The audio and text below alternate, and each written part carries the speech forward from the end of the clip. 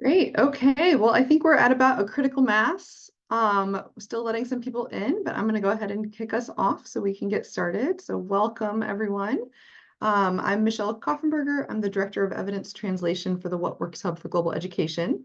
And I'm so thrilled to welcome you all to our inaugural What Works Hub for Community of Practice webinar. As many of you know, we bridged this community of practice in from the RISE program into the hub, and I'm thrilled that we're able to keep this webinar series going, keep this community and network going as a place where people can connect, and keep it in place as a place that we can learn from each other about all the great work that people are doing on foundational learning. And also just a note, the community of practice is growing. So we're up to more than 600 individuals in the COP from more than 100 organizations, more than 30 countries, the majority of which are in the global south. So I feel like a community that's proving useful, substantive, and a place where people can come together around these topics. And we do have a great mix of practitioners, researchers, funders, government implementers, all focused on foundational learning, all focused on low and middle income countries. So welcome to the webinar today. So in today's webinar, we're going to hear about two fantastic structured pedagogy programs being implemented in and with government and moving towards scale. So from South Africa, we're going to hear about their experience implementing in and through government systems, hear about implementation experiences, maybe some challenges and how they overcame them, and how they've used data and evidence to adapt in the process towards scaling that approach. And then we'll hear some reflections on experiences in India, also implementing alongside government partners and scaling a structured pedagogy program there. So first, a few housekeeping announcements from me, and then I'll introduce our speakers. So the speakers are going to have 15 minutes each to present, and then we're going to save some time at the end for some Q&A, where we'll have a little bit of discussion. For participants, please do feel free to enter your questions into that Q&A function. There should be a Q&A button at the bottom of the Zoom screen. You can enter them there anytime. We'll kind of be filtering through those and pick some to engage with at the end. So we'll do that Q&A after all the presenters have spoken. And just a note to say that the webinar is being recorded. And so with that, I'm going to introduce our speakers and then hand over to them to launch us into the presentations. So first, we will hear from Stephen Taylor, who's the Director for Research, Monitoring, and Evaluation at South Africa's Department of Basic Education. With a PhD in the economics of education, Stephen has many years of experience in educational research in South Africa and in the region. And prior to joining DBE, he contributed to the education chapter of the National Development Plan and consulted for organizations like the Human Sciences Research Council, the Ministry of Education in Botswana, and the World Bank. So thrilled to have Stephen with us here today. We'll then hear from Kholosa Nonkenge, who is the Assistant Director in the Research, Coordination, and Monitoring and Evaluation Directorate in the Department of Basic Education in South Africa. She holds a master's in Leadership, Security, and Society from King's College London, as well as an honors in Politics and International Relations from Rhodes University. Kholosa has experience conducting research in government, academia, and the NGO sector, and she's currently working on early grade reading projects at the Department of Education. So thrilled to have Kholosa here with us. And then we'll hear from Dhir Jhingran, who is the founder and executive director of the Language and Learning Foundation, a nonprofit focused on improving students' foundational learning at scale in India. So LLF works closely with national and state governments to support systemic reform in primary education at scale. Dhir, of course, has been working on this for quite some time in the primary education sector for over 30 years within and outside the Indian government, including as an officer of the Indian Administrative Service and in the Ministry of Education at the national level. And Dhir has made significant contributions, thrilled to have Dhir here with us today, to the development and implementation of early grade reading programs in several countries in Asia and Africa. And so with that, I'm going to go ahead and hand over to Stephen to kick us off, digging into a fantastic structured pedagogy program in South Africa. Wonderful. Thank you, Michelle. And good morning, good afternoon, and good evening to everyone on the call. It's a privilege to be here. I just want to check. You should be able to see my screen now in full screen mode. Please shout if it's not there. So I am Stephen Taylor. I'm from the South African Department of Basic Education, and together with a number of partners within our department, but external partners as well, we've done about 10 to 12 years now of research and evaluation, looking at ways to improve early grade reading in South Africa. And a focus has emerged on structured pedagogy programs. So some of the background here is around the literacy and reading challenge in South Africa. We do have very low levels of and unequal levels of reading with comprehension in assessments like PEARLS. And so with that in mind, we've really tried to establish some evidence on what works to improve reading and literacy outcomes in the early grades. And in South Africa, there were sort of three main approaches that we considered. Given the unique, well, not unique, but the context where we have, for most children, they learn to read initially in their home language from grades 1 to 3, and then in grade 4, many children then experience a transition to English as the language of learning. And so with that in mind, we thought, well, there's maybe three ways we could try to strengthen the experience. One would be to catch children up at the grade 4 level as they're going through that transition into English. A second approach would be to work in grades 1 to 3 to support them with a better home language foundation. And a third approach would be to work in grades 1 to 3, but to start to prepare them and with better support for English as an additional language.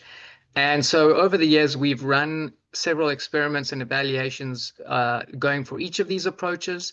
And the first one we did was in 2014, where we tried to improve English outcomes by a catch-up program at the grade 4 level.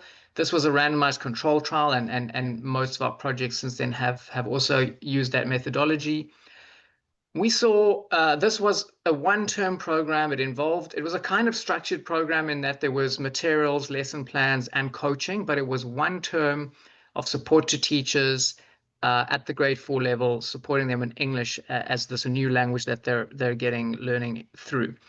And we saw in the intervention group some gains over the period of the intervention, but in the control group, a very similar amount of learning happened over the period. And so this was instructive, firstly, to just make the case to many in the sector why it's important to have a valid control group and not just look at before and after, but to sort of see what would the learning have been in the absence of a new intervention. But also, we learned that the kind of structured pedagogy intervention we need probably needs to be longer than just one term of the year, and it probably needs to be earlier in grades 1 to 3. The levels of reading were still very low in grade 4, and so we thought, let's work from grades 1 to 3 and in home language. And so that led to what we called the early grade reading study number 1, where this was a bigger project. There were 3 different interventions and a control group, all randomly assigned. They targeted home language literacy, which in this case of the Northwest Province of South Africa was the language of Setswana. There was a parent involvement intervention, which was not very effective, I'll be honest. And there isn't really time in this presentation to go into what it involved, but unfortunately it did not have statistically significant impacts on reading outcomes at the end of the intervention period. The 2 interventions in the middle here, the so-called training and the so-called coaching intervention, both were structured pedagogy programs. They had the same set of lesson plans and reading materials, but they differed in the mode of teacher support that was provided. So the training group had residential teacher training for 2 days at a time, twice a year, whereas the coaching group did not have that kind of residential centralized training, but they had visits roughly once a month from an external coach who observed them in the classroom, gave them feedback, modeled certain instructional practices for them. In the end, the coaching intervention was the one that had the largest impact on learning, not only in home language, but interestingly and importantly, it also led to a positive spillover benefit for English as the additional language, confirming the idea that learning to read the skills of reading in home language is helpful for transitioning to a second language. The training intervention was moderately successful, but the impact was about half as large as coaching and was sort of on the border of statistical significance. So coming out of this first experiment that was done between 2015 and 2017, we clearly had evidence that this structured pedagogy program, especially when it involved coaching of teachers, had a significant positive impact. But the question we then had was, can this impact of coaching be achieved in other more scalable ways? Ways that are perhaps less expensive, ways that are maybe even politically more palatable than having external coaches come into the system. And so this led to two subsequent experiments where we tried to find other ways that were maybe potentially more sustainable or scalable than on-site coaching. The first we did was virtual coaching, where the coach interacted virtually through WhatsApp groups and phone calls with teachers. And unfortunately, this did not have the same effect as on-site coaching. And this was actually an entire new experiment from 2017 to 2019, where we ran the traditional on-site coaching model and compared it to the virtual coaching model. The on-site coaching model, again, had an impact in a different setting, but the virtual coaching model, unfortunately, did not have an impact. Then we tried from 2021 to 2023, more recently, we ran a model of internal coaching where the head of the department of the foundation phase, so grades 1 to 3 in schools, was trained to become like an internal coach. Unfortunately, again, this did not have a positive impact on reading. And so in some ways, this was an unfortunate and rather sober finding about about how hard it is to generate change and to roll out impactful forms of teacher support and teacher development.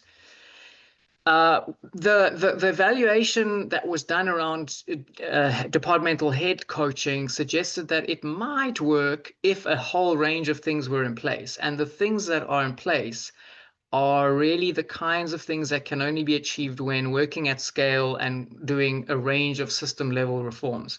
So it was established that the time constraints facing heads of department need to be addressed because they are also full-time teachers. They have their own classes to manage. So that would require a kind of a change in the conditions of service, which is very much a system level intervention.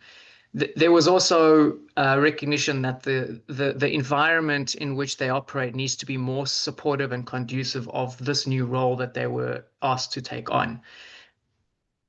There needed to be more training and support for them. There needed to be succession planning so that if a departmental head left, there would be a succession plan around the role of coaching.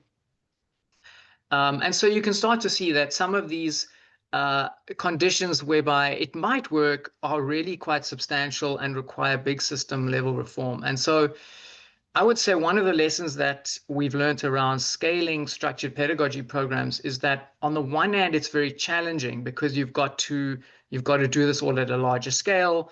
But on the other hand, there's an opportunity, I guess, that if we did this at scale, then you might then be able to address the other system level factors and constraints that may be necessary for it to be effective. The costs of the program are shown here as well. What's interesting for me, so we've got the costs of the base program, which involves, so this is in South African rands. For context, $1 is about 18 rand. So you could round that to about 20 rands to a dollar. So we've got the per teacher and per learner costs shown here. The base program, which involves some upfront training, the lesson plans, and the additional reading materials, is obviously quite a bit cheaper than the coaching component that gets layered on top of it as an option. What's interesting, though, is that the virtual coaching and the head of department coaching are not that much less expensive than the in-person coaching model, actually. And this is partly because there are other things you need to then do to create an environment, a supportive environment for them. So, for example, the internal coach, while they are not paid, they're already paid by the state, you still need to provide them with external training and support, and that also costs money. So not only was virtual coaching and head of department coaching not impactful, but it also came at a fairly significant cost. And so this leads me to one of the things I sometimes say to frame this issue is that there might be a bit of an impossible sweet spot between cost and impact, because I tend to get, when presenting the results of these impact evaluations, and in particular the impact of coaching, it's often that sort of half the room puts up their hand and says, but this is too expensive. We need something that's much lower cost. And the other half of the room is still worried that the impact is not large enough relative to the inequalities and learning challenges we have. And so, unfortunately, our experience has been that, that this may be an impossible sweet spot, and it will take significant investment in order to get the kind of impacts that we need to see.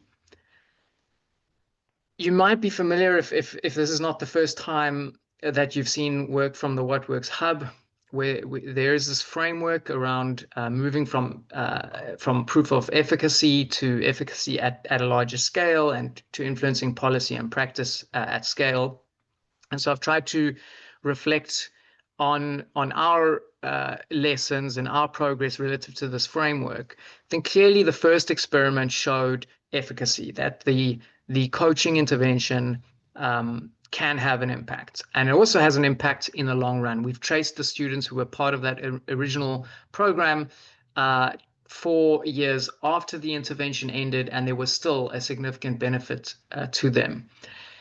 Then we have rolled out the impactful model on a slightly larger scale, not at full scale in South Africa, but we've moved from, initially there were 50 schools in the experiment. We've done subsequent experiments and rollouts so that we've now covered several hundred schools, more like 500 or 700 schools across a few years. So, and the fact that on-site coaching has proved impactful on more than one occasion consistently, that perhaps moves it to efficacy plus. We have had some influence on policy plans and policy pronouncements. The president, for instance, indicated commitments to rolling out and scaling up the combination of lesson plans, materials, and coaching. But we have struggled to get to that point, partly through financial constraints on the system. We've also had other kinds of policy influence that were not envisaged at the start of this. So we've through the data collected through these projects, we've been able to establish reading benchmarks for all our African languages. We've also influenced the official minimum package for learning and teaching support materials for reading in the early grades. So there are some influences. Similarly, in terms of influencing practice at scale, the influence has perhaps been patchy, but there have been some. 2 minutes. Thank you very much. 2 minutes to go. Yeah, this is actually my last slide, so we're good. So there has been some influence at scale, but the influence we've had was perhaps not as linear as I might have naively hoped for when we started these experiments. I might have hoped that we would identify which model was most impactful, and that would then get taken up at scale. In reality, it hasn't worked quite that way. There has been influence, but it's been more on specific aspects of program support, such as other organizations also making increasing use of lesson plans or of particular types of reading materials. But scaling has still proven very, very difficult. I think one of the struggles of scaling structured pedagogy programs is the kind of siloed way in which governments operate. So I think one of the great benefits of a structured pedagogy program is that there's this alignment between the lesson plans, the materials, and the training that teachers receive. They're all working together, pushing for the same thing. And that's relatively easy to achieve when you have, say, one project manager organizing an entire project on a smallish scale. But when this is done nationwide, there's a separate branch for teacher development from the branch for materials, from the branch for curriculum. And so to get those levels of different branches working together, to get national and provincial and district levels working together at scale, seems to be much harder. And so I don't think we can yet say we're at the effectiveness level. I don't yet think that we've scaled up to the extent where this is meaningfully impacting on South Africa's national reading statistics. So that's about it. Just to say that through the WhatWorks Hub program, we're soon to be releasing, or are releasing round about now, a synthesis report, which my presentation is kind of summarizing aspects of, and in the next presentation, which my colleague Kholosa Nonkenge will give, there's more details around implementation guidelines for rolling out these programs. Thank you very much. Back to you, Chair. Thank you, Stephen. Really great to hear about your experience, and thanks for being open about some of the challenges too. Kholosa, over to you. Thank you, Michelle. Good morning, good afternoon to people joining us. I'm just sharing my screen. Let me know when you can see it.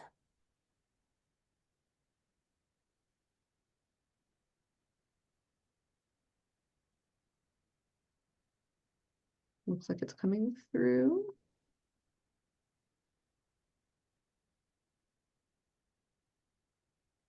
Okay, we can see it. It's a bit small. Okay.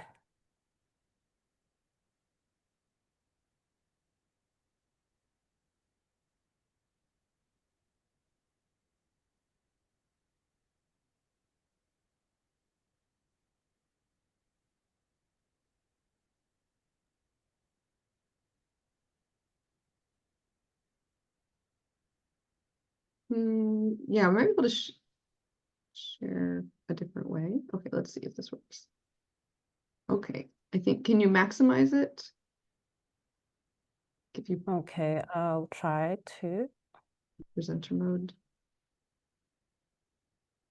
Sorry, so just where you were adjusting that zoom, there's a presenter mode button next to the, yes, that's the one. Yeah. Okay, great. Awesome, thank you. Once again, good morning, good afternoon to where you're joining us from. And as Stephen said, I'll be sharing on the implementation guidelines of the structured pedagogy program under the EGRS umbrella that the government with partners has been implementing in South Africa, that we have been implementing over the years. I just want to start with a brief background for those of us who perhaps have not had a chance to read the guidelines. And the guidelines are basically providing a more comprehensive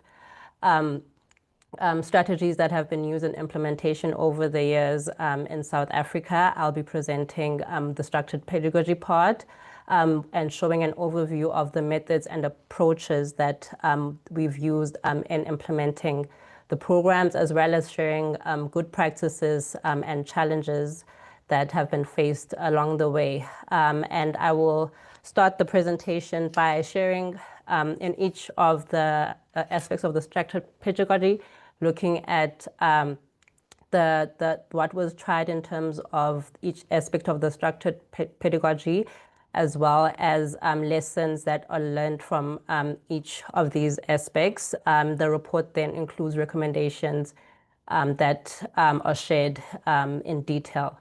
So in terms of the lesson plans and LTSM stands for Learner, Teacher, and Support Materials. The EGRS program, I think one of the key ways for implementation has been to ensure that the LTSM that is and the lesson plans that are used are aligned to the official government curriculum, which then helps us to incorporate the full spectrum of teaching and reading methodology, especially for small group and individual reading activities. And the learner and teacher support materials that are used in these interventions include materials that are culturally relevant for children to read and learn in their mother tongue, and also English as first additional language, as well as including practical guidelines on classroom management techniques and practices. These would be for the teachers.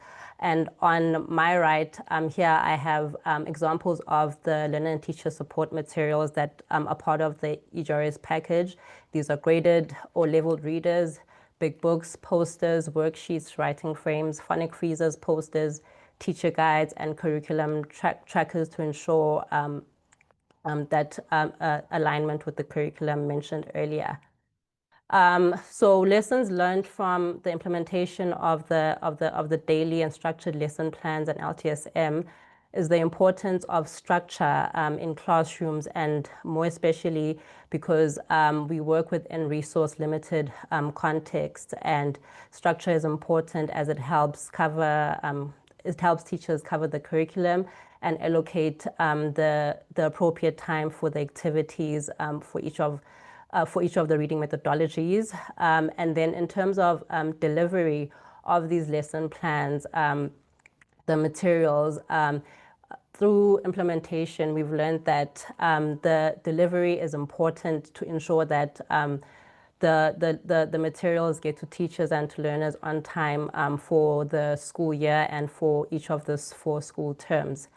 And also what was learned in the section is also utilizing technology and leveraging technology with the lesson plan usage. What we've tried is using tablets and training teachers on tablets by loading LTSM and other material on tablets, so that teachers may have access to lesson plans on a digital platform, but also this helps with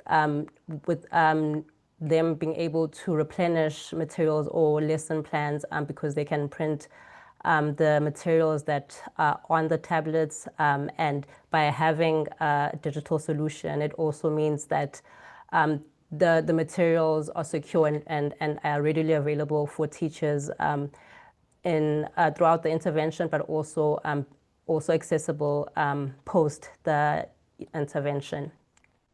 And then the second aspect of the structured learning program that I'm going to look at is teacher development, and the ways that we've tried and lessons that we've learned from it.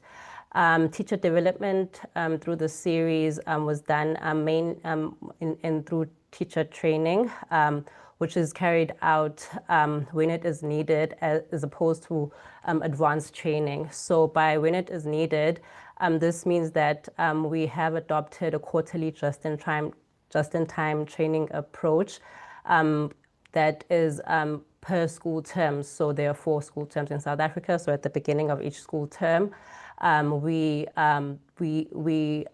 implement teacher training for teachers ahead of the start of the term. Therefore, they get a refresher on the materials and get trained to plan and prepare for the new term. So the lessons from this, I think it is just-in-time training is very effective as it gives immediate and consistent support, also standardized support in line with the curriculum and for each of the school terms. And we've also learned that sometimes there's a trade-off between the length of the training, whereas sometimes we found that the length of the training is usually between 1 to 2 days. And we found this to be effective for the teachers so that it gives them enough time to prepare, but also does not take them out of the classroom for too long. And then when we look at coaching, as Stephen touched on the various types of coaching that we've tried, in-person on-site coaching by external coaches, virtual coaches, and then we looked into using system actors through the departmental heads who are already in the school and are teachers in that phase. And lessons from this is that we've learned that coaching is effective when it is in person and performed by a specialist coach. However, part of this journey has included the development of coaching norms and standards, as coaching was not a traditional and recognized profession. And then with the departmental head, as Stephen mentioned earlier, we noted that it not working showed us that there isn't existing roles in the sector that naturally lend themselves to the role of coach. I just chose 3 challenges over the series to highlight when implementing in different provinces and over the years. I think what we have experienced in different contexts, but consistently, is are strikes, go slows, and just general service delivery failures. These include strikes by teachers, which are forms of disruption that have hindered implementation. And with these happening, we, with partners, have learned, I think, how to be agile and still ensure that program implementation goes on without a glitch. I think here the technology aspect that I mentioned earlier that we've tried using tablets and having digital solutions helps in an instance where there are strikes and people like coaches or the trainers can't reach the teachers in person, but we can reach them. I mean, they can still have access to the digital materials and obviously reaching them via the phones and WhatsApp. And then COVID, I think, as we all know, has been one of the biggest disruptions of learning globally. So the school-related closures in 2020 brought about a lot of changes in South African learning in classrooms. And it came also during the time of the implementation of these programs where there was rotational attendance of learning and school wasn't happening for a prolonged period of time.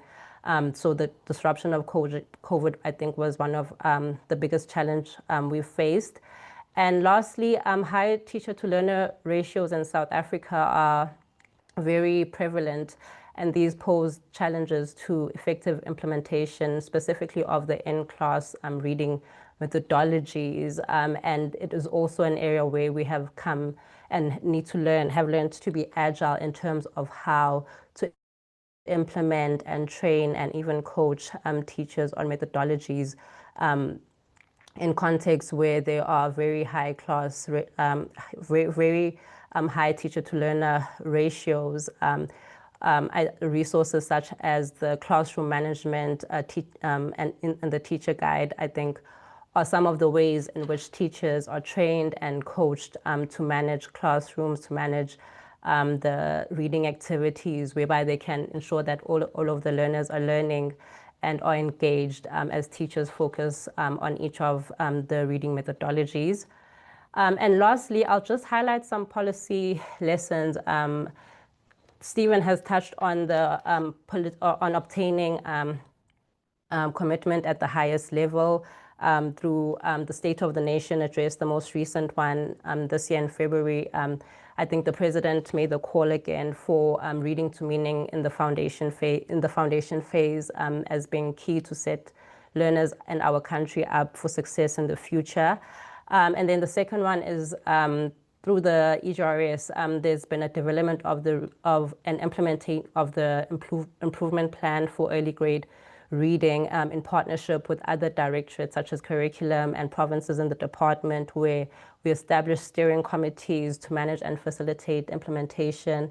And this has led to the adopting of the structured learning programs, lesson plans, as I mentioned earlier, and also guidelines for on-site coaching through the coaching norms and standards. And those have been possible through the development and implementing of this improvement plan.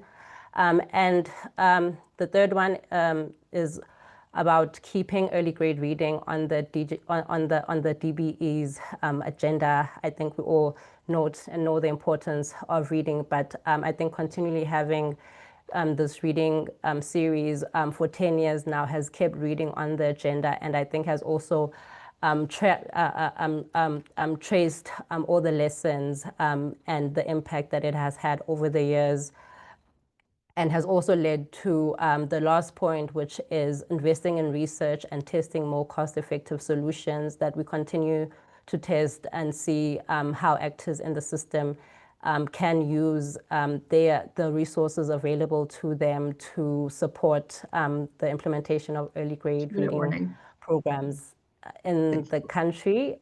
Thanks, Michelle, but this is my last slide. Perfect. So it's up there.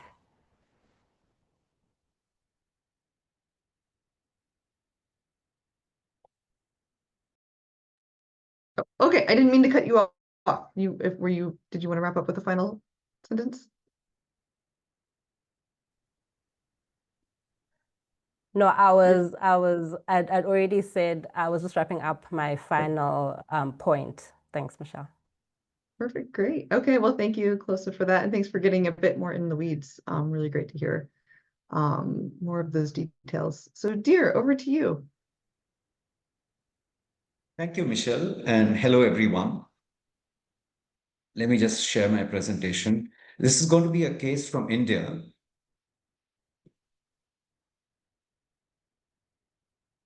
Just checking if you can see. Yes, we can see. Yes. Great, yes, thanks. Okay. So a case from India about foundational learning at scale. And scaling, of course, can be done, it happens either through adoption by the system of a program that may be smaller in scale earlier. But today I'm going to present an example of how nonprofits and the government are working together directly at scale to implement foundational learning programs. So it's not adopting from a smaller scale and increasing the scale, but just implementing directly at scale. Of course, there has been learning prior to that, which has helped implementation of programs directly at scale. I must say that the findings of the EGRS and the implementation guidelines resonate with us as well. These are the issues that are important for any FLN program.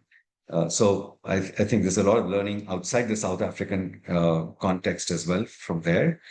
So just to set the context, in India, there is a foundation literacy and numeracy mission of the national government, which is implemented in all the states or provinces. And a unique feature is this, that in more than half the country, there are collaborations between nonprofits and the government. And the collaboration, as you can see on the right-hand side, is not just about implementation, but program design, implementation, as well as system strengthening and system reform. So that's quite unique in that sense. And that has enabled, implementation at scale. And it's something that is worth looking at. Just a bit about Language and Learning Foundation, the organization I represent. We are very system focused. So we work with the government system, ensuring that there is impact in children's learning, foundational literacy and numeracy with equity, so that almost all children achieve foundational learning outcomes. And our mission is to reach to 35 million children in the next few years. Just as a model, we work with state governments. These are provinces at the state level for developing new textbooks, reading materials, workbooks, teacher professional development programs, training programs for coaches and mentors at the state level, which is for the entire state. And we also then collaborate with state governments for demonstration programs that actually show how the government systems can themselves implement effectively and efficiently programs and improve learning over a 3 to 4 year time frame. So those are the two things that we do at two levels, along with the government. As was mentioned in the South Africa program, it is structured pedagogy, but it is all aligned from the beginning. It is not that there is a core set of materials like textbooks and something is brought in addition, but the design which we work with the government is to create this set of resource materials, as you see on the left-hand side, which is textbooks, workbooks, supplementary materials, lesson plans, etc. The lesson plans are not as scripted as was mentioned in South Africa. They do provide for some teacher autonomy. And then you can see teacher professional development and academic support through coaches who are government staff. They're not externally appointed. So this is where it all comes together at the beginning itself. So the implementation of structured pedagogy is designed all together for all of these components with the government and an academic partner like us. I just wanted to say that often we talk about those components that are highlighted in yellow, as you can see on the right-hand side. But for a comprehensive FLN program, what is very important also is that there's classroom practice data that comes in, how a student learning and how does this data get used, as well as, of course, monitoring governance and government leadership. That's really crucial. This comprehensive design is not a cookie cutter model because, like South Africa and India, there are a wide variety of children's first languages, and those designs then get adopted with a component of multilingual education to begin with children's first languages. And the language at school is not English, but another language of the state. So just to say that this is not one comprehensive program, it has several adaptations. Just saying that some of the principles of the government and nonprofit collaboration that seems to have worked is that these designs, these instructional designs, materials, training programs get co-created with state government institutions. And there is a partnership between the government and the nonprofits, and also between nonprofits who go to a state government as a coalition. And of course, there are mechanisms for regular review and follow-up. There's some kind of clarity on roles of what the government does. How do the nonprofits support? What's very important is nonprofits need to make long-term commitments to the provincial governments or the national government, because it takes time for foundation learning programs to take root. This is done through MOUs and some kind of ownership of this joint program. This is an ideal situation. I'm not saying this is happening everywhere, but these are the components of good government and nonprofit collaboration that have worked to some extent in the past 5 years. This is the next section where I'd like to highlight certain things that have worked well, certain things that haven't worked well. And as you can see in this list, I haven't categorized any one of them as, have really worked well or not worked well at all. It is always a case of work in progress. There is something that works well and certain other aspects that really haven't worked too well. So as you can see on this list here, this consistency in implementation, data use, the middle tier or coaches and administrative officers, teacher professional development, assessments, children's first languages, multi-grade and multi-level. So these are aspects where the experience has been quite mixed, and it's important to understand what has worked or not worked, in what context, and why. And as a nonprofit partner, I must say that it's important for the nonprofit organizations to maintain a set of non-negotiables for ourselves to decide, where do we think we could compromise and where do we think we need to say this is not appropriate and it's difficult to continue a partnership. I'll just take a few examples here to illustrate some of these points. All of you who work with the government know that one of the big challenges is change in leadership at the province level, the national level, and that changes the emphasis of work. So the ways we try to do this is that to first try and build salience within the entire ecosystem at the political and administrative level, as well as other levels of administration. I mentioned to you about MOUs. So medium-term MOUs, so even with the leadership change, some of that should definitely continue, a shared vision that is identified. And then, of course, building relationships at all levels and not just with the senior leadership that could change. And pragmatically accommodate a few priorities that certain provincial and district administrators, educational administrators may have, as long as they're not harmful, and therefore have some flexibility in what we do, what we stand for, while of course pursuing the main agreed objectives So this is what we've learned from our work with the government as far as consistency in implementation is concerned. Data is a big issue in India. Maybe unlike some other countries, a lot of data gets collected, and that doesn't often get analyzed because there is no real prioritization. And there's also not enough data-driven decision making. So while data may get collected, a lot of it, it doesn't get analyzed and used. And of course, in the government system, there is somehow an expectation that learning and classroom processes should keep improving. And that message, once it reaches the field, the data sort of corrects itself, and you find that there are improvements that are happening. Well, that's not the reality. So those are the challenges on the left-hand side.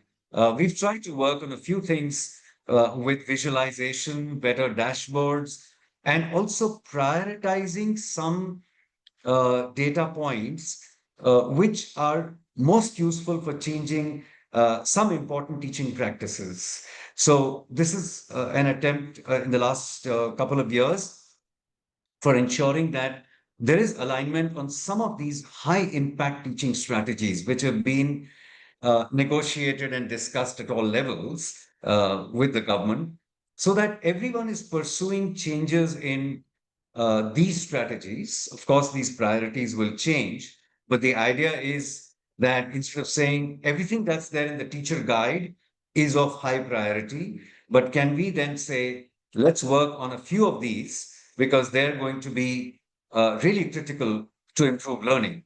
And then once these are identified, pursue this in a convergent manner through the government structures, of course, through teacher training, other ways in which teachers are accessed, teacher coaches, monthly cluster meetings, district level review meetings, and also, of course, dashboards, just ensuring that there is salience on these key teaching practices. That is something we've tried to pursue to address the challenge of too many priorities and too much data in the government. Again, as I saw in the implementation guidelines, one-time training is not effective, the face-to-face teacher training. So our attempt has been, and the governments in at least 4 or 5 states have prepared strategies where teacher professional development includes all the other things, WhatsApp nudges, some online short bite-sized courses or videos. Teachers get together for cluster meetings. That agenda can be structured very well to provide inputs and examples of good practice, and of course, mentors on-site support. So looking at teacher professional development in a rather comprehensive manner, that's been the attempt. So coming towards the last part of my presentation, extracting from the work that we have done with the government in several states, what seems to work when the work is system focused from a nonprofit's perspective, that there must be a clear vision of change that is shared between all levels of the government and also between partners, and everyone understands that. Whatever design is made should be applicable for scale. There is a need to invest in the capacity building of the system. So even if nonprofits are working, they must focus on how the system can get strengthened. I mentioned to you that we should have non-negotiables that we definitely stand for in terms of when it's implemented at scale. Many things get diluted, but what can be compromised, what need not, what should not be, what is not appropriate. And I mentioned to you data, which is used in a manner that can support decision making. That's really important. And it's important for coalitions. Yeah, thank you, Michelle. I'll just finish. Important for nonprofits to work as coalitions, because not each nonprofit doesn't have the capacity or the or the expertise to work in all aspects of a comprehensive FLN program. It's very important for nonprofits that are collaborating with the government to not substitute what the government is doing. It is something that one has to be very careful about. We should not get co-opted. We should not start doing what the government is doing just because we think we can do it more efficiently, because the government should be stronger after a few years rather than becoming weaker because the work is then taken over by others who are collaborating. System strengthening is very important. And we should not work on a cookie cutter approach that the FLN programs or this implementation can work everywhere. And experience with the government is that you cannot always take evidence of RCTs. There are other things that you've got to look at, feasibility, relationships, etc., that seem to define what works. So that's what it is from my side. And thank you, Michelle. Thank you, Dhir. Many thanks for that. I mean, I think so many great points in there, but the importance of aligning from the beginning, not substituting for what the government is doing, being that support, just so critical. Thank you for that, Dhir.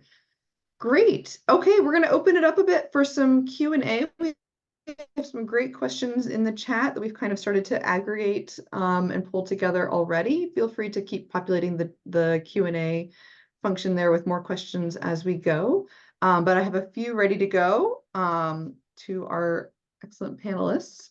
So to turn around some of the things that are popping up as of interest to the participants, one that often comes up when you talk about structured pedagogy program, so I'm just going to put it at the top of the list for our Q&A. Would love to get probably both Stephen and Dhir your thoughts on this.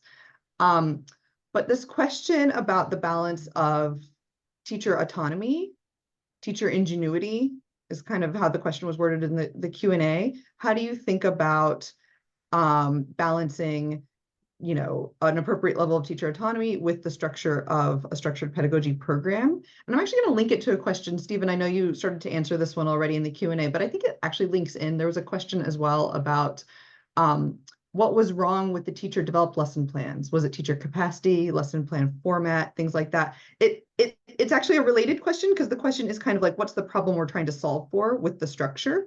And therefore, what role is the kind of pre-structured lesson plans and things trying to achieve, and how does that balance with autonomy? So I'm going to ask both of you to come in on that, but I'm going to give a few questions so we can have a bit of a cover a few things all at once. So that's one. Another question that maybe Kholosa would be great to have you come in on, a question on the coaching itself. It would be interesting to know a little bit more about what the coaching entailed in the EGRS study. How did the teachers get to know and use the structured pedagogy program? Was it all done through coaching? And were the coaches, did you see the coaches providing kind of multiple roles, mentoring, support, accountability, coaching? How do you define, does coaching encompass all of those? Is a bit of a more narrow role that they're playing? So a bit more in the weeds on the coaching. And then one more, also, I think for both programs. So, I would welcome comments from everyone, but I'd be really interested, the role of iteration and adapting as you go came up strongly in both Stephen's presentation and in Dhir's presentation. Would love to hear how you maintained the buy-in and openness needed to do that, because it takes a lot of patience. It takes a lot of kind of willingness on the part of government counterparts, on the part of, you're trying to try different things out with teachers who are also just trying to get their day job done. How do you do you have any kind of lessons learned on how you maintained that willingness to be willing to adapt and iterate through all these different kind of versions that you're trying to test out as you try to get to the version that's going to be most effective? So we'll start with that. We'll do one round, and then I think we'll have time for at least one more round of questions after this. But maybe I'll start with Stephen, and then we'll go Dhir, and then we'll come to Kholosa. Sure. Thanks, Michelle. So yeah, the question about teacher autonomy does often come up. I think the concern often is that by giving scripted lesson plans, one is almost narrowing the teacher's autonomy. And even sometimes people would say it's de-skilling teachers, maybe because they're forced to do just a few narrow activities. But actually, the opposite is what we've seen happen, where the status quo is more one of a very narrow set of activities that teachers start off by implementing.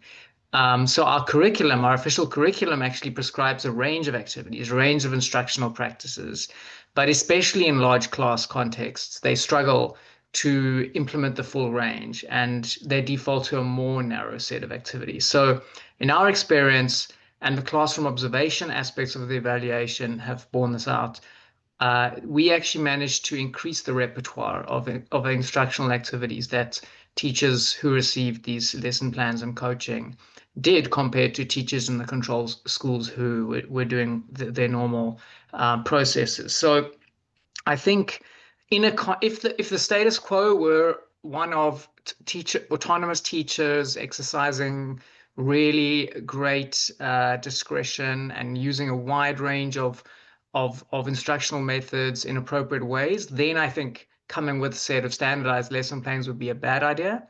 But if you're providing teachers with lesson plans which become a resource and a way for them to learn and start implementing new skills and new methods that are prescribed in the curriculum but are not often actually implemented, then it ends up in some ways improving teacher autonomy, because it actually equips them with a wider repertoire for them to use at their own discretion as well as the program matures.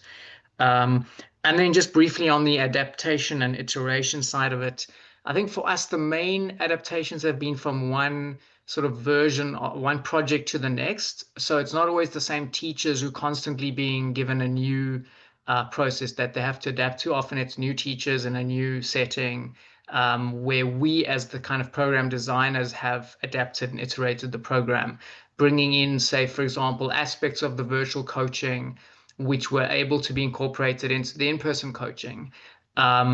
So those kinds of iterations we've definitely made over the years, making slight tweaks to how we do things. But the basic model of lesson plans, some additional materials, and coaching has still proved to be the sort of common recipe that has worked well. Thanks. Yeah. So on this issue of structured pedagogy, broadly agreeing with what Stephen said, but as I mentioned to you that in India, at least the states we work in, the lesson plans are not scripted. There is a guidance around what happens during a language class or in a numeracy or a math class, and that the essential activities are very clearly defined, but there's scope for additional activities that teachers can do.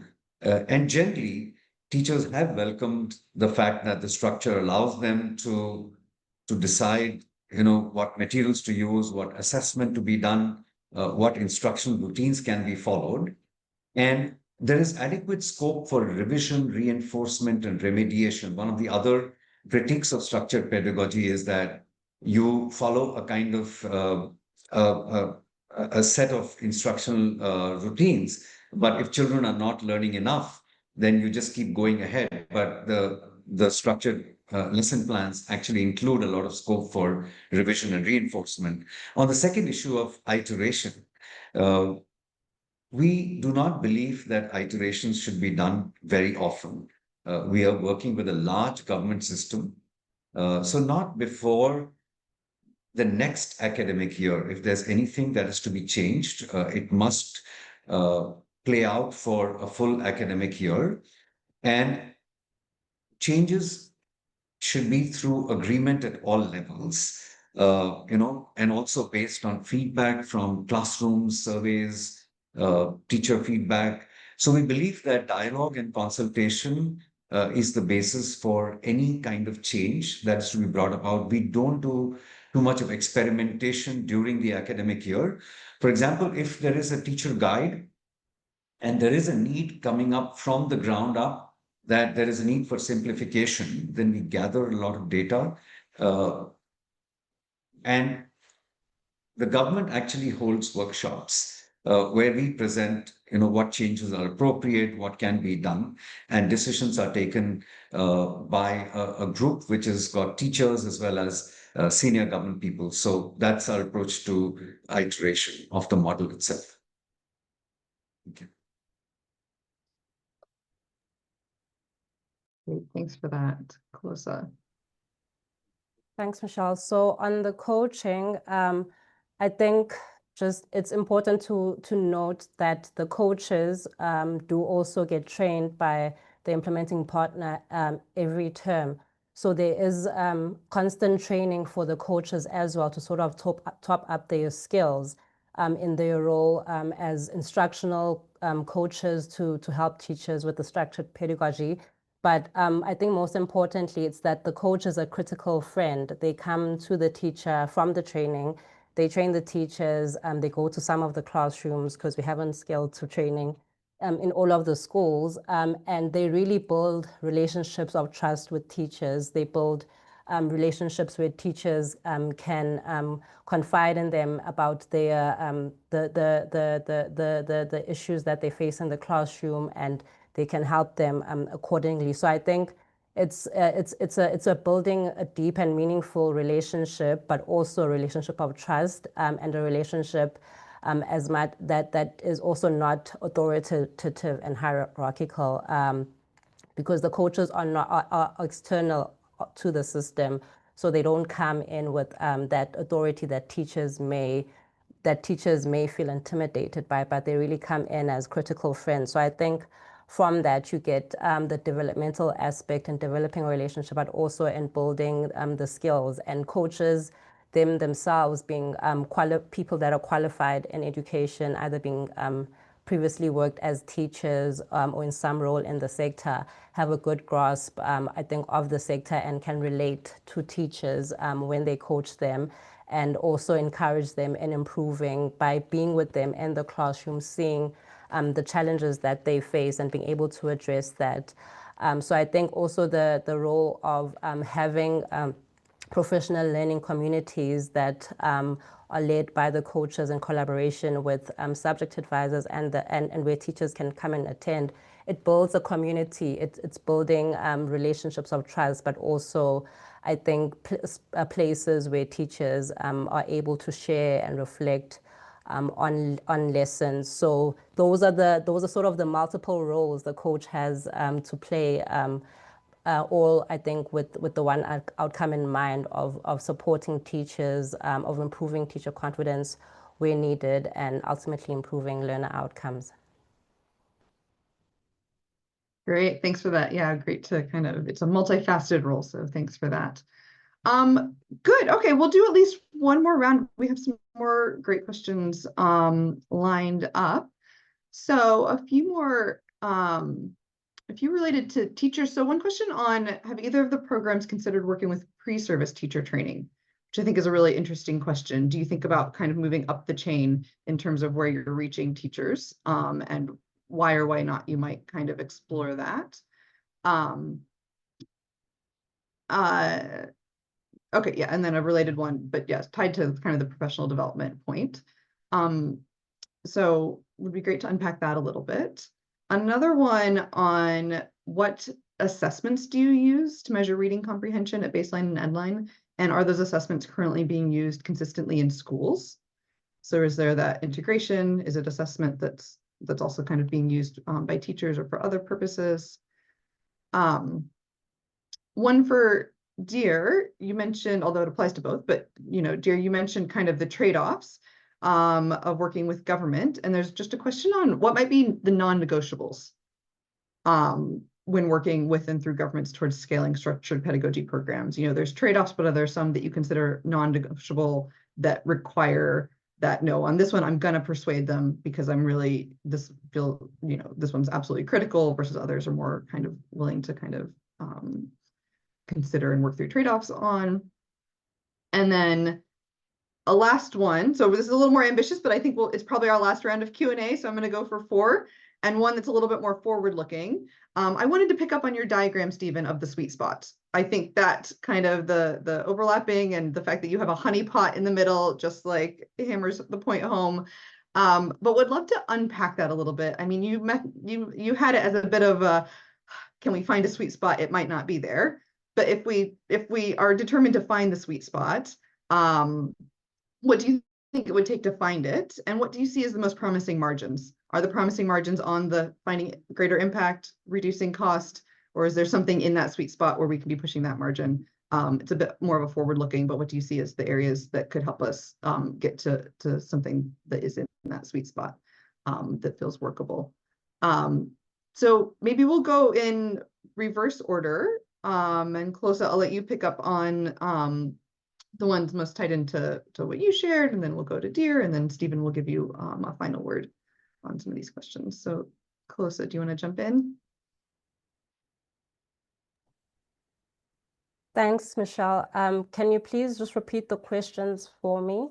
I was also reading some of the questions in the chat. I know, I will say it's hard on talking. Zoom when there's like the Yeah. written questions and the verbal ones. I feel that. Yes, so I think if you could pick up on any thoughts on integrating the teacher training components to pre-service, or have you thought about it? Is there thoughts of kind of working up the chain to engage with pre-service training? And if not, why not? And then I think on the learning assessments, what kind of reading assessments are you using, and do you see them being integrated into the classroom? Do you see teachers using them consistently as well? Okay.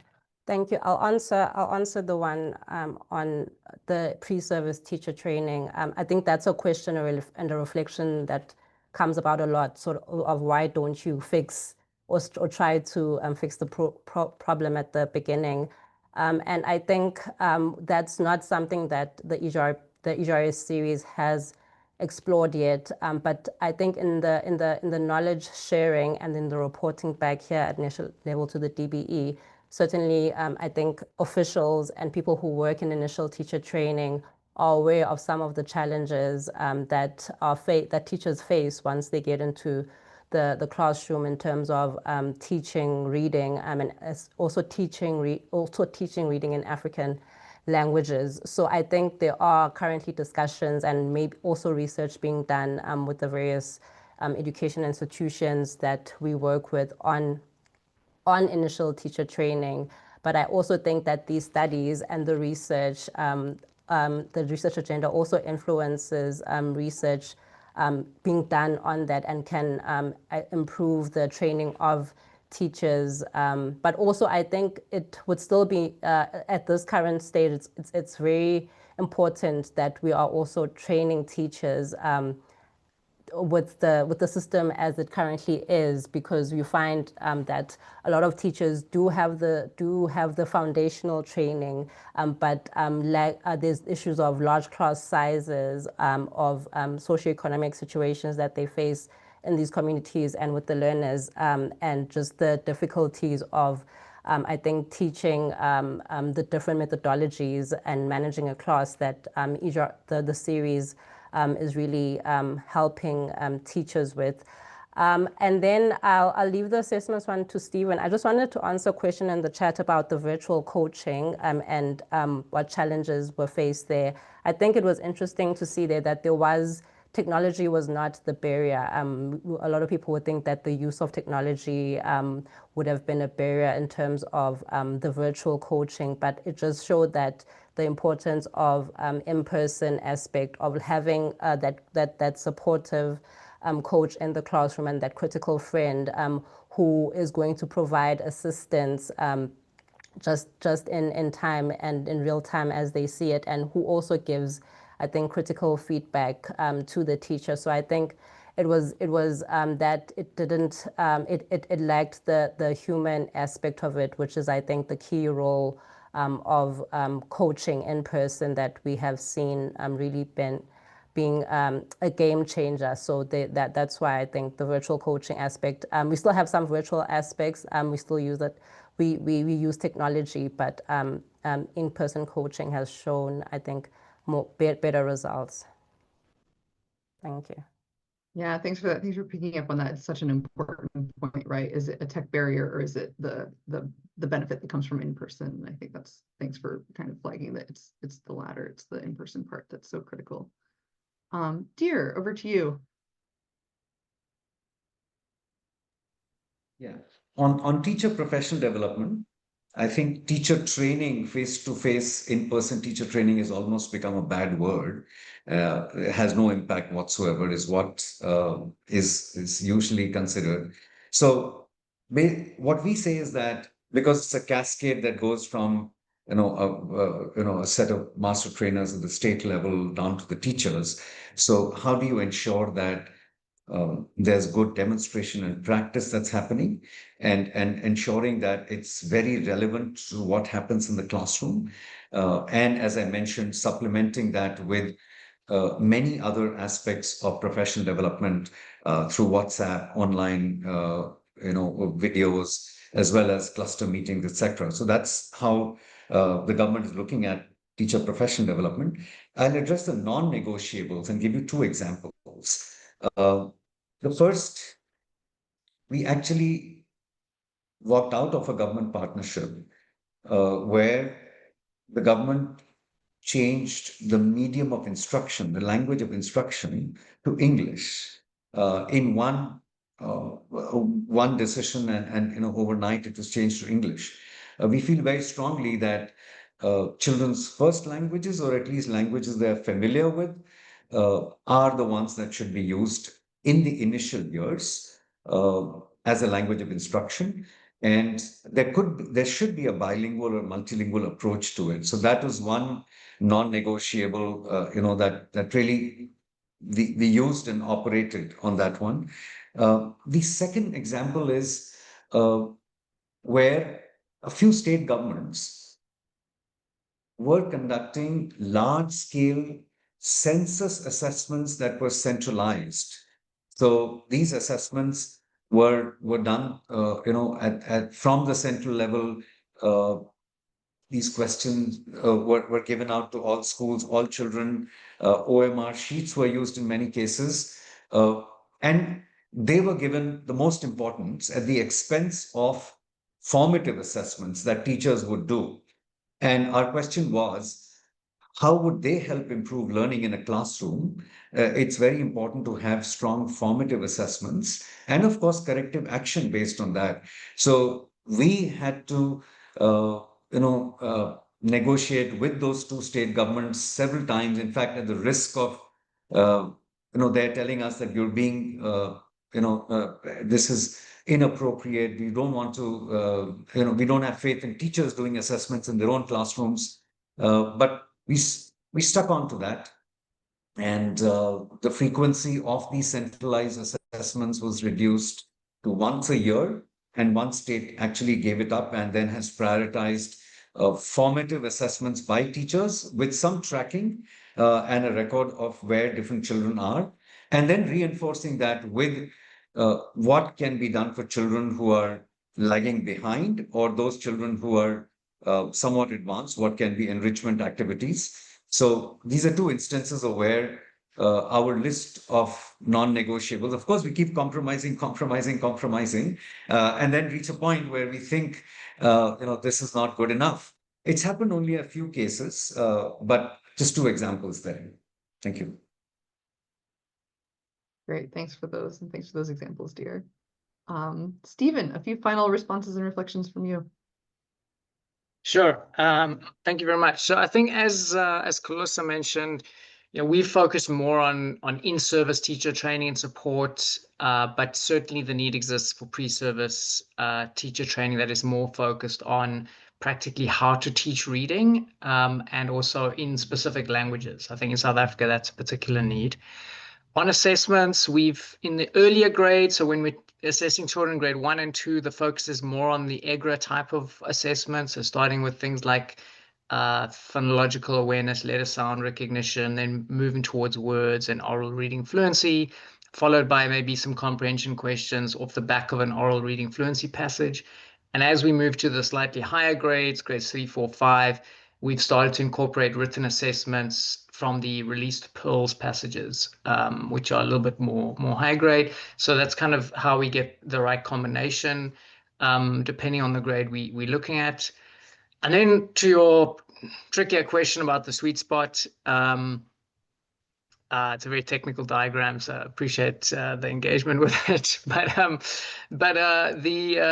think the opportunity is actually in scaling. So I think that as much as there's challenges in scaling, in some ways I'm more optimistic about impact once we move to scale, because one of the risks that we see, say, in the South African context is that we have lots of different projects, lots of partnerships, things going on around reading. And I think sometimes that has a negative unintended consequence where teachers or provinces or districts kind of feel like, okay, for these 2 years, we're going to get this kind of support and these materials, and then maybe in a following year, we'll get a different set of materials or supports. Whereas I think if things happen at scale, it kind of gives everyone clarity that this is what to expect. These are the materials that they are going to be using. It's aligned to the curriculum. And then if you overlay things like coaching in like priority groups of schools, I think it can have an impact, but also the take up of those materials. So I'm optimistic, as much as the coaching in our experience has been the kind of add-on which has really given a larger impact. That doesn't mean to say that nothing else works unless it has this kind of external in-person coaching. I do think that if we scale up the kind of base program of the right forms of materials and lesson plans to support implementation of the curriculum, that will, once we coordinate that at scale, I think that will have a system-wide impact. And then we can layer on sort of like supercharger aspects of teacher development, like coaching, perhaps in priority schools. So I think that's maybe where I'm more optimistic that we can achieve an impact. Maybe not at zero cost, but I think it is doable. Thank you. What a fantastic note to end on. And I have to say too, at the Hub, we do talk a lot about, because there's a narrative, right? That as you go to scale, it's almost inevitable that impact will drop off, because that's what we often see. If you're at a pilot and you try to do it at scale, impact drops off. But that's one of the things we think about is like, but is it possible? Is it possible to reverse that curve? And that as you go to scale, you get greater impact. And what I'm hearing you say, Stephen, is actually maybe that is where the great impact is as you scale and it becomes more integrated into the system. That it becomes, that's where it really kind of takes off. So thanks for ending us on a very optimistic note. I just want to say a word of appreciation to our speakers and panelists. Thank you so much for presenting, for sharing about your work, also for your openness. That's one of my desires for this community, is that it's an open place where we can really get in the weeds and learn from each other and kind of talk about challenges and overcoming them and how we're going to do it. So really appreciate you all kind of setting the tone for that. Appreciate that. Appreciate everyone for staying on. Thank you for staying an extra 5 minutes past the end time, but this was such a great conversation. I'm glad we were able to wrap up at a positive note. And more to come. We'll be in touch. Join our COP listserv if you're not on it already, and you'll hear about future webinars coming up. So with that, I will say thank you to the panelists, thank you to the participants, and more to come soon. Take care. Thank you. Bye. Thank you.